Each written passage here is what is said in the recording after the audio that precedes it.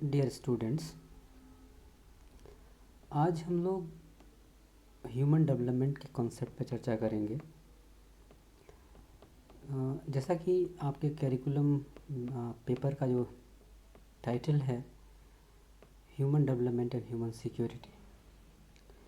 तो इस छोटे से लेक्चर के माध्यम से आज हम ये समझने की कोशिश करेंगे कि ह्यूमन डेवलपमेंट क्या है, ये कॉन्सेप्ट कब आया, इस कॉन्सेप्ट की ज़रूरत क्यों पड़ी और ये कॉन्सेप्ट ह्यूमन सिक्योरिटी से खुद को कैसे इंटरलिंक करता है। So let's begin the concept of development. Development या विकास की जो अवधारणा है या विकास की जो परिभाषा है, उसके लिए कोई सर्टेन डिफिनीशन या सर्टेन अंडरस्टैंडिंग विद्वानों के बीच नहीं है। कुछ लोगों ने आर्थिक विकास को ही जो है विकास माना और उनके लिए आय में समृद्धि ही विकास का प्रमुख पैमाना है। जैसे जैसे जीडीपी बढ़ेगी, आय का विकास, आय बढ़ेगा, आय में समृद्धि होगी, जीडीपी ग्रोथ होगा, इनकम ग्रोथ होगा, वैसे वैसे उसको वो डेवलपमेंट के रूप में परिभाषित करते हैं। इसी परिभाषा के आधार पर, इसी समझ के आधार पर डेवलपमेंट का कॉन्सेप्ट चलता रहा। लेकिन देखा गया समय के साथ कि इस तरह के आर्थिक विकास के बावजूद भी लोगों के अंदर निर्णय लेने की क्षमता, कमज़ोर स्वास्थ्य की निर्णय न ले पाने की क्षमता का, कमज़ोर स्वास्थ्य, खराब शिक्षा, जीवन की एक गुणवत्तापूर्ण जीवन जीने के जो महत्वपूर्ण अवयव हैं, उन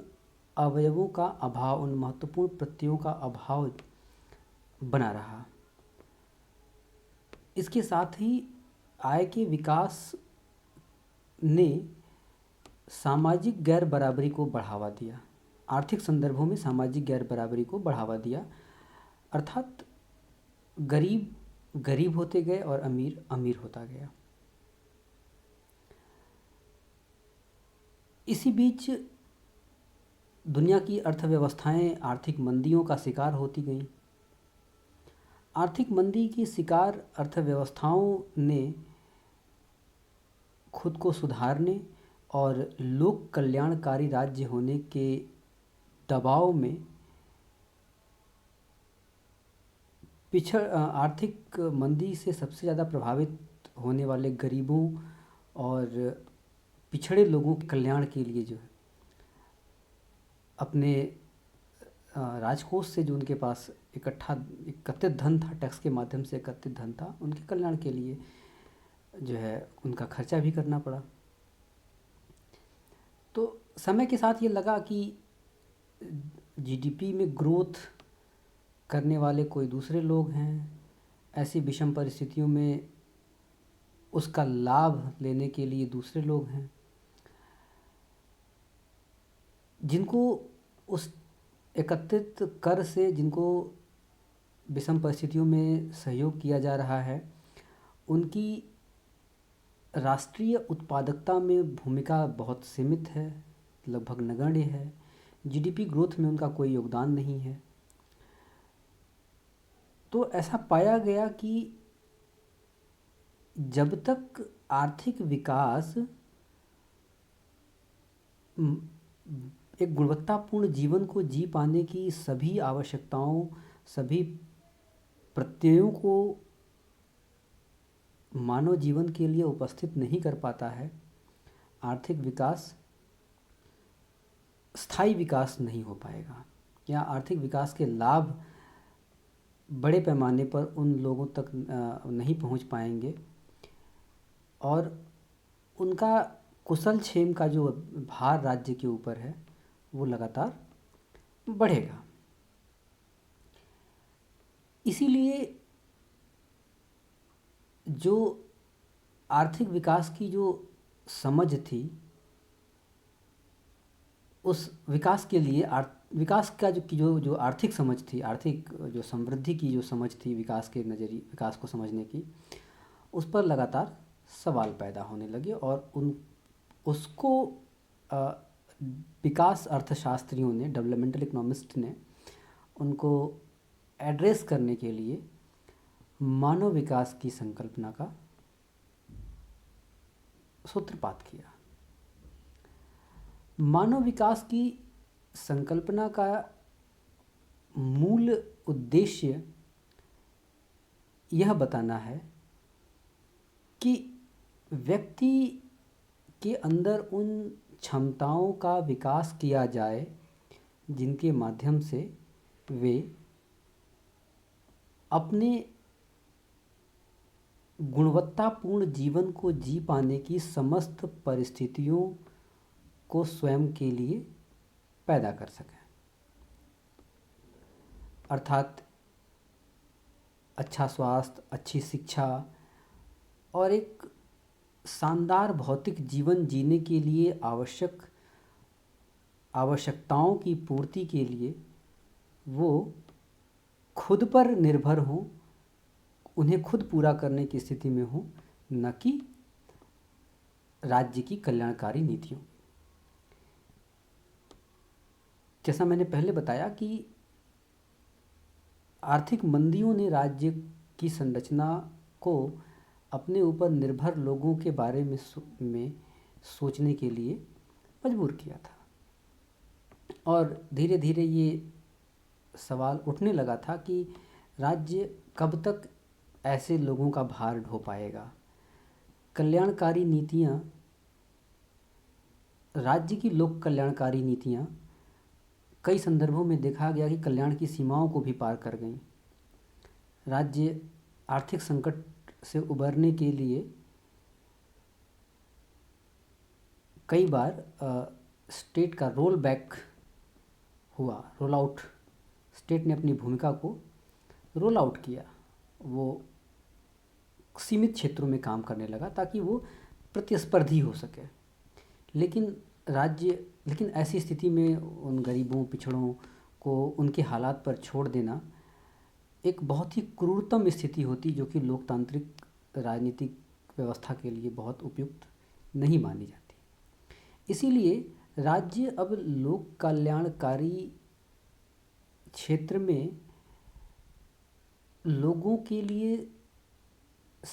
को सहयोग करने के बजाय, लोगों को एक तरह से डोनर एजेंसी की तरह काम करने के बजाय, लोगों की कैपेबिलिटी इन्हांस यानी क्षमता के विकास की बात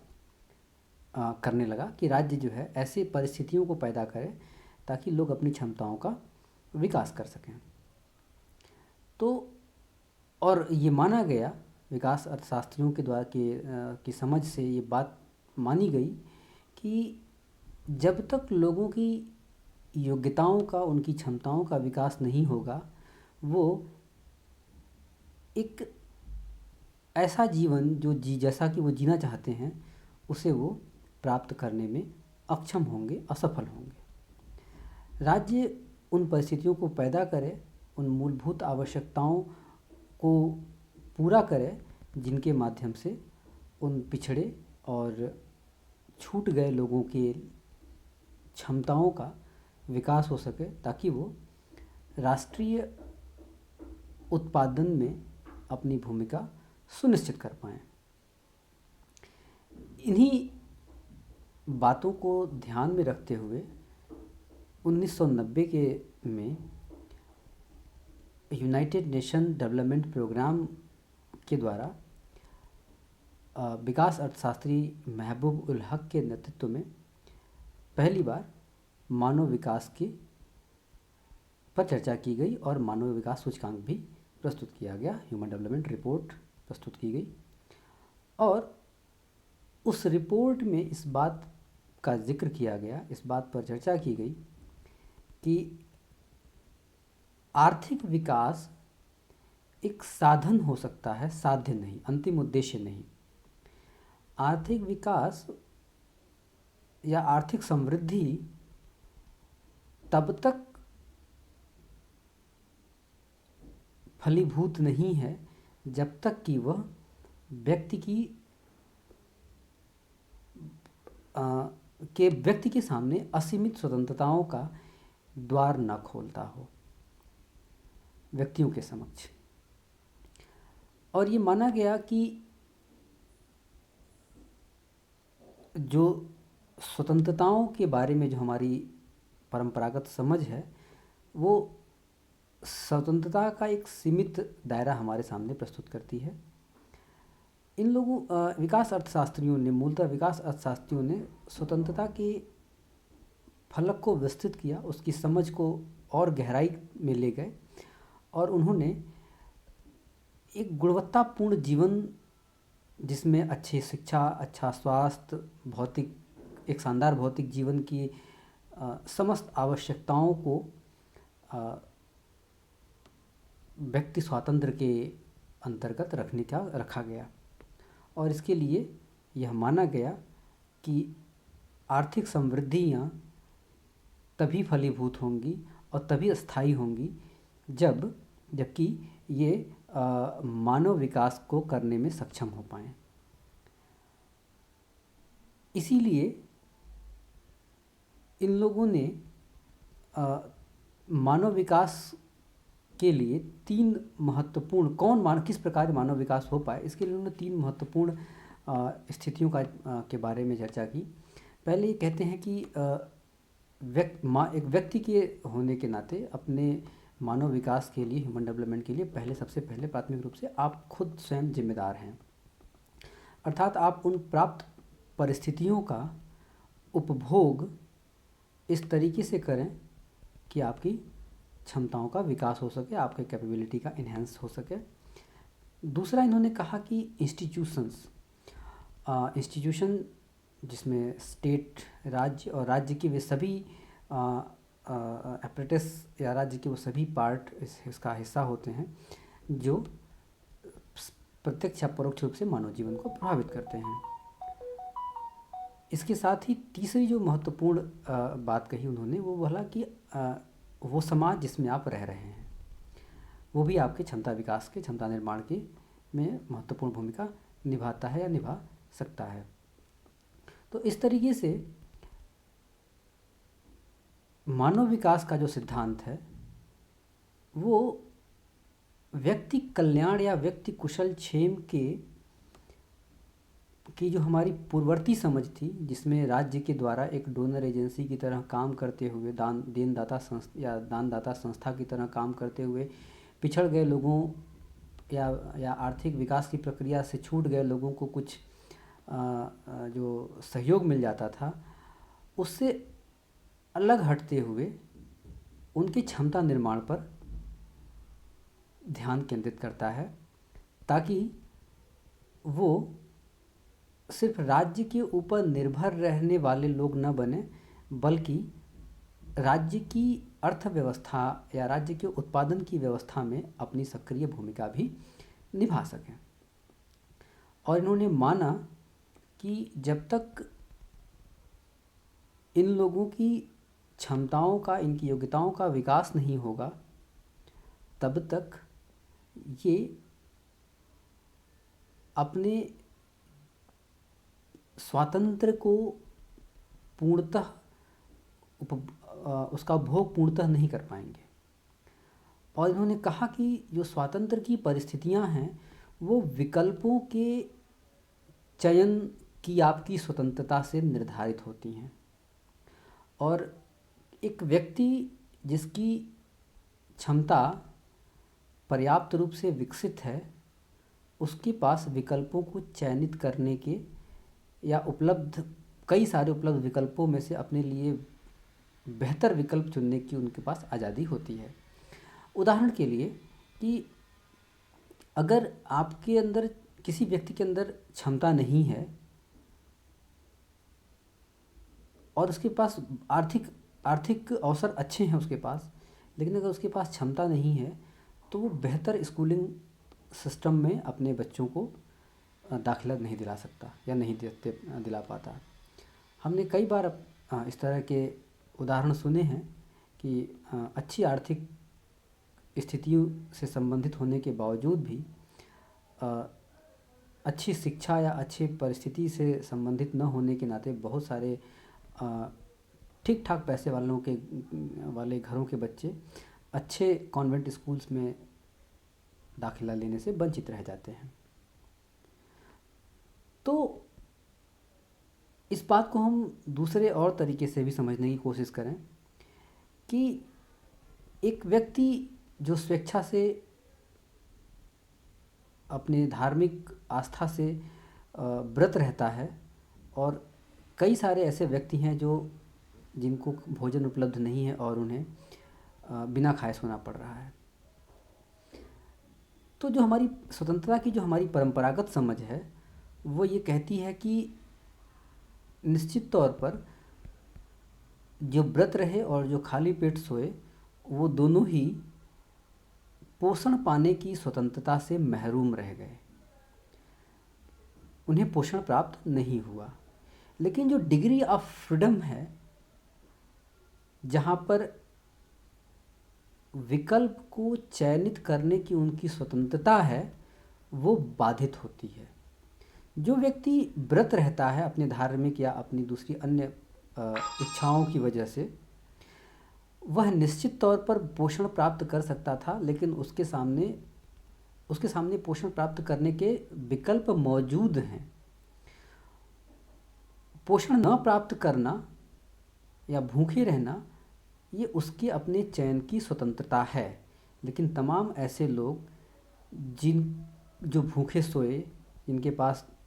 भोजन नहीं था, उनके पास उनका भूखा रहना उनके विकल्प के चयन की स्वतंत्रता के नहीं है, बल्कि ये उनकी मजबूरी है, क्योंकि उनके पास भोजन के अवसर नहीं हैं। तो कई बार ये भी देखा गया कि अवसरों की एक रूपता होने के बावजूद, अवसरों में समानता होने के बावजूद भी स्वतंत्रताओं के उपभोग करने की परिस्थितियां व्यक्तियों के मध्य भिन्नता प्रस्तुत कर देती हैं। मानव विकास की संकल्पना इसी सवाल को एड्रेस करने का, इसी सवाल को से जूझती है और ये कोशिश करती है कि आर्थिक विकास की धारा को इस तरीके से मोड़ा जाए जो सिर्फ आर्थिक समृद्धि या केवल जीडीपी के विकास के नज़रिए से न देखा जाए, बल्कि उसका उपयोग मानव विकास के लिए किया जाए। और वो मानते हैं कि जब तक मानव विकास को हम प्राथमिकता नहीं देंगे, आर्थिक विकास की जो प्रक्रिया है वो बहुत लंबे समय तक सस्टेन नहीं करेगी, स्थायी नहीं रह पाएगी। इसीलिए वो मानते हैं कि जो कई बार जो आर्थिक रूप से चुनौतियाँ, उत्पादन के क्षेत्र में जो आर्थिक चुनौतियों का सामना करना पड़ता है, उनके पीछे सबसे बड़ा कारण ये भी है कि जो मानव है, जो उत्पादन की व्यवस्था में लगा है, उसके पास अच्छी शिक्षा न होने के नाते वो कुशल श्रमिक नहीं हो पाता है। अच्छा स्वास्थ्य नहीं होने की वजह से वो जो है दिन प्रतिदिन के उत्पादन की प्रक्रिया में अपनी भूमिका का निर्वहन नहीं कर पाता। अतः ये समझा गया कि भविष्य की में आने वाले आर्थिक समृद्धि की चुनौतियों से अगर निपटना है और आर्थिक समृद्धि को एक सतत समृद्धि के रूप में बनाए रखना है, तो मानव विकास इसकी प्राथमिक आवश्यकता है, जिस पर प्राथमिक शर्त है, जिस पर ध्यान केंद्रित करने की ज़रूरत है। और किसी भी प्रकार का जो आर्थिक समृद्धि है वो एक साधन हो सकती है। विकास का जो साध्य है वो मानव विकास ही है। तो आर्थिक विकास और मानव विकास की जो दो अलग अलग संकल्पनाएं हैं, ये दोनों संकल्पनाएं एक दूसरे के विपरीत नहीं हैं। कई बार economic development versus human development की बात हो जाती है, पर ये दोनों विपरीत नहीं हैं। ये दोनों एक समानांतर चलने वाली प्रक्रिया हैं और इन बात को विकास अर्थशास्त्रियों ने स्वीकार भी किया है। कि आर्थिक विकास मानव विकास के लिए ज़रूरी है और मानव विकास आर्थिक विकास जो है मानव विकास की पूर्व शर्त आर्थिक विकास है और आर्थिक विकास का अंतिम उद्देश्य मानव विकास होना चाहिए। धन्यवाद।